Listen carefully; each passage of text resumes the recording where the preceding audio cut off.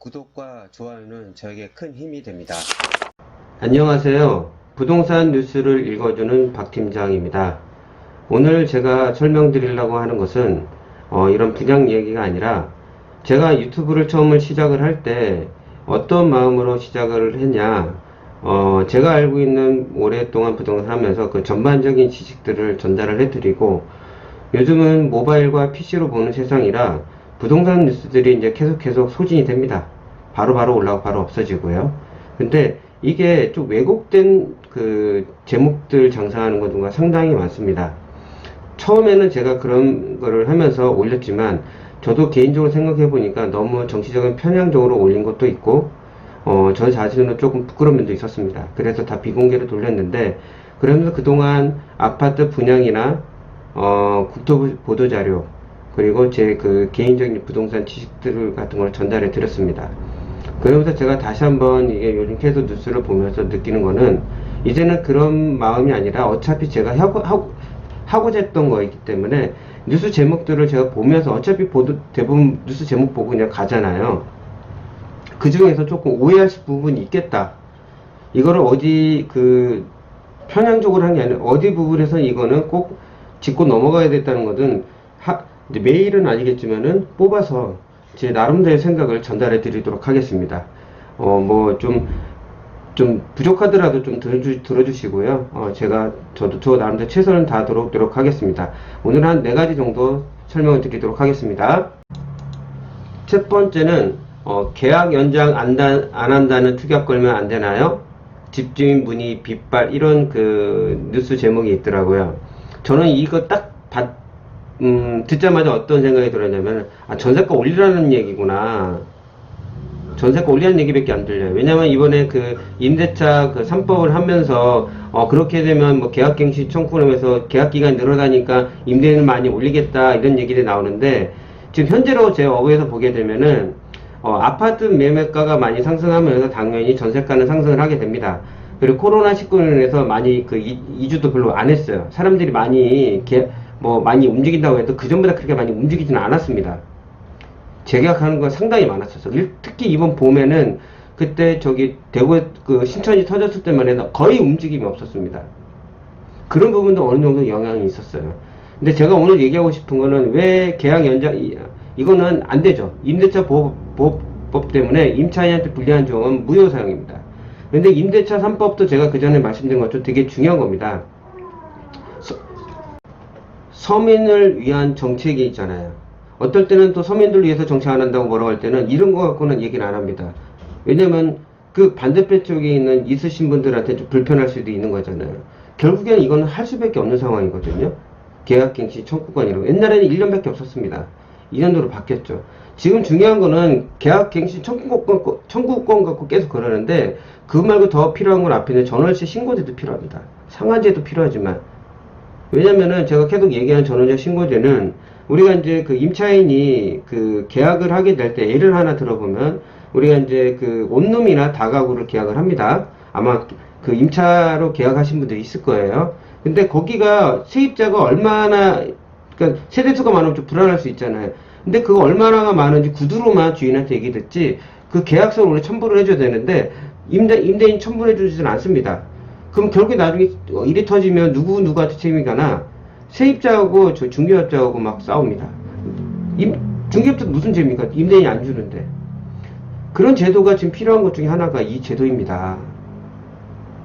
더 깊게 들어가서 보셔야 되는데, 그냥 계약갱신 청구권 하나 갖고 깨도 지금 빗발치는 거예요.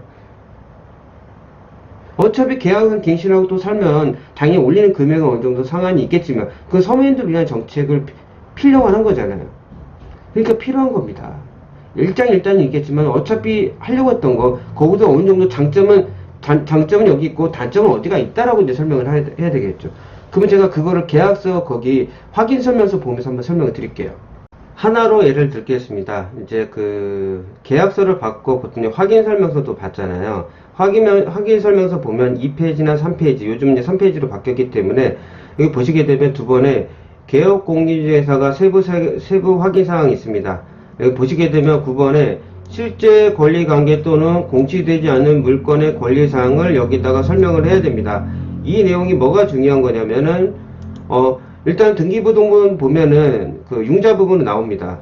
근데 세입자가 어떻게 실제 권리 관계가 있는데 이게 이제 이게 표시가 안 되는 거예요. 이거를 빨리 해야 돼요. 권리 관계가 있는데 여기다 내용이 보증금이 얼마고 이런 건 내용을 넣어야 되는데 이걸 넣고 임대인한테 구두로 5억, 예를 들어서 5억에 월세 얼마인데 알고 보니까 다 전세였어. 나중에 경매가 들어가는데 이 부분으로 세입자가 이제 중개업자태까지 또 이제 손해배상 청구하죠. 그러니까 임차인과 들어오는 계약한 중개업소가 책임을 져야 되는 겁니다. 임대인이 잘못한 건데 알 수가 없어요. 그러니까 이런 부분을 우리가 확실히 넣어야 된다는 겁니다. 그러면 신고제가 들어가게 되면 일단 임대인이 거기 우리가 매매를 할 때 거래 신고할 때 임대인 매도인 신고합니까? 매수인 신고합니까? 부동산이 하잖아요. 이것도 나중에 중개업소가 해야 됩니다. 이런 부분도 있어요. 이런 부분은 누가 책임져 줄 겁니까? 지금 깡통 전세 막 이렇게 터지잖아요. 경매 들어가고. 요즘 조금 적어졌지만 옛날에 그게 비일비재했어요. 그 전에 그런 걸 만드시지 왜 안 만드셨습니까? 이런 부분이 계속 지금까지 온 거 아닙니까? 이런 스마트한 세상에서 저는 이런 부분을 한번 반문하고 싶습니다. 당신들이 원하는 도대체 서민을 위한 임대차 보호법은 어떤 게 임대차 보호법인지 거꾸로 반문하고 그 내용을 한번 전 들어보고 싶습니다. 첫 번째 뉴스였습니다. 두 번째 뉴스 가기 전에 말씀을 드리면 일단은 있으신 분들한테 조금 죄송스러운 얘기지만 어차피 서로 이제 공동하게 하려면 이런 제도도 필요합니다. 한 집에서 오래 살고 싶은데 갑자기 보증금 2억인데 갑자기 5천 1억 이렇게 오래 달라면 좀 부담스럽잖아요. 어느 선까지는 좀 정해놓은 것도 나쁘지는 않습니다. 저 중개업자예요. 계약갱신 청구가 있으면 계속 살잖아요. 저희도 먹고 살기 힘듭니다. 그래도 이게 필요한 법이라고 저는 말씀드리고 싶어서 한번 첫 번째 꼭지로 뽑아봤습니다. 두 번째는 독이 된 단발성 공급 대책. 필요한 건 꾸준한 공급 메시지. 제 개인적으로 봤을 때 제가 그동안 이제 올렸지만, 국토부 보도자료를 안 보셨는지 잘 모르겠어요. 5월 6일 그 국토부 발표 자료. 그 다음에 6월 17일, 7월 10일, 7월 13일 보완대책까지 해서 나온 자료에 똑같은 내용이 납니다. 계속 공급을 하겠다. 서울 같은 경우는 유휴부지, 공공재개발, 도심에 있는 상가, 오피스 공실 있는 것까지 해가지고 공급하겠다. 그리고 요즘 하는 자율주택 정비사업, 소규모 이제 가로주택 사업, 정비사업, 역세권 시프트 사업, 계속 지원을 하겠다. 그런 내용들이 계속 나오면서 서울에 있는 7만호, 그 이상을 지금 공급하려고 원래 그린벨트 얘기 나오다가 문재인 대통령에서 딱 스톱을 시켰죠. 태릉 부지가 될지 안 될지 모르겠습니다. 근데 거기 전체가 그린벨트는 아닙니다. 어떤 내용들이 나올지 몰라도 계속 지금 공급하겠다는 내용입니다. 아주 쉽게 생각을 해보자고요. 다주택자에 집에 한 집만 있었으면은 전 국민 다 삽니다. 우리나라의 어느 일부분이 그 주택을 다 가지고 있기 때문에 이런 불균형이 있는 거지. 그러면서 주택 공급 안 한다, 힘들다 하는 거는 또 나오면 다 가져가려고요? 그건 아니잖아요. 좀 풀어주면 다 가져갈 거 아닙니까? 그래서 이런 제도가 필요했던 거죠. 그러면서도 공급을 하겠다는 내용들이 나옵니다. 그리고 수도권에서 30만원 이상 계속 공급한다는 내용 나오잖아요. 그러니까 어떤 뉴스를 낼 수는 있겠지만 장점과 단점도 있고 정책이 이런 게 있으면 서로 이제 어떤 거는 칭찬해주고 어떤 거는 보아야 될 점을 확실히 설명을 드려야 되는데 이 클릭수를 유도하기 위해서 이렇게 좀 강력한 걸 넣은 겁니다. 안에 들어가면 별 내용도 없으면서 말입니다. 그래서 두 번째 뉴스는 이겁니다. 국토부 자료 안 보셨나요? 보도자료? 꾸준하게 공급한다고 합니다. 제가 전에도 말씀드렸지만 청약이 어느 정도 점수 있더라도 계속 공급을 하니까 꼭 기회를 갈 겁니다. 무주택이 있으신 분들은 그 기회를 그냥 흔들려서 이런 주택으로 매수를 해가지고 기회를 잃지 마시고 꼭 기다려서 꼭 당첨되시길 바랍니다. 두 번째 뉴스였습니다. 세 번째는 그냥 간단하게 하고 넘어가겠습니다. 어떤 분이 부동산 실패, 최대 피해자는 30, 40대 서민 무주택자.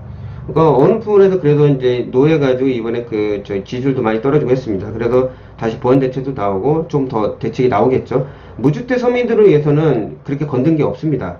다만 이제 아파트 가격이 많이 상승을 해서 거기서 좀 이제 실망감이 많이 온 거죠. 근데 제가 중개업을 하면서 느낀 거는 제가 현장에 십몇 년 동안에서 느낀 거는 처음으로 우리가 예를 들어 이렇게 하면 돼. 집을 안 보고 계약하십니까? 우리 이제 일반적인 사람들이요. 아니, 그 흔한 500에 월 30, 40도 보고 계약하는데, 아파트 안 보고 계약해요. 어느 지역 가면 사재기 하시는 분들이요. 그분들의 난 정체를 좀 알고 싶습니다. 근데 일반인 한 분이 그랬다면 정말 대단한 거죠. 몇백 채씩 산다면 그 돈이 어디서 나는지 모르겠지만. 근데 이 얘기는 이제 지나가고요. 꼭 그분은, 그 당은, 이런 임대차 3법은 임대차나 서민을 정책인데 왜 그 얘기는 안 하시죠? 지금 부풀리면서 지금 전세가 올리려는 거는 뭐죠? 기득권이 어느 정도 있으면서 법이 얼마나 괜찮은 건지. 처음에는 어느 정도 전세가에 좀 후유증 오겠지만 더 좋은 걸 얘기를 하셨어야죠. 그래서 이거는 좀 안 맞다고 보고 해서 올린 겁니다. 이거 해서 또 누른 사람이 있을 거 아닙니까? 클릭수도 유도하지 마시고요.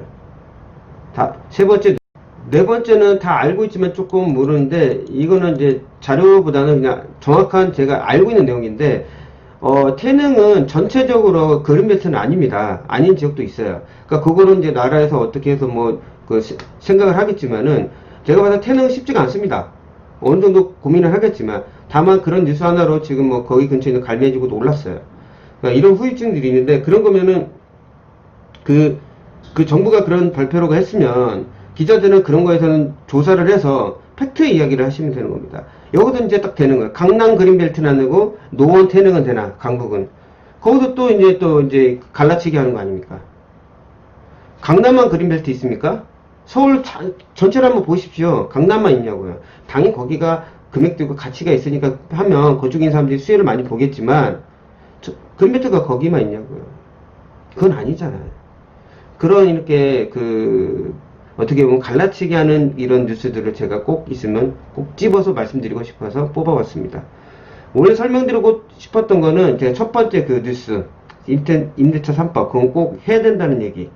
그리고 제가 계속 가끔씩 제가 뉴스들이 이제 보면은 제가 전체 저도 일을 하니까 바쁘니까 한 꼭지 한 꼭지 몇 개들을 제가 만약 있으면 제가 거기 그것만 스크랩 해놨다가 이렇게 PPT로 만들어서 제 나름대로의 의견을 전달해 드리도록 하겠습니다.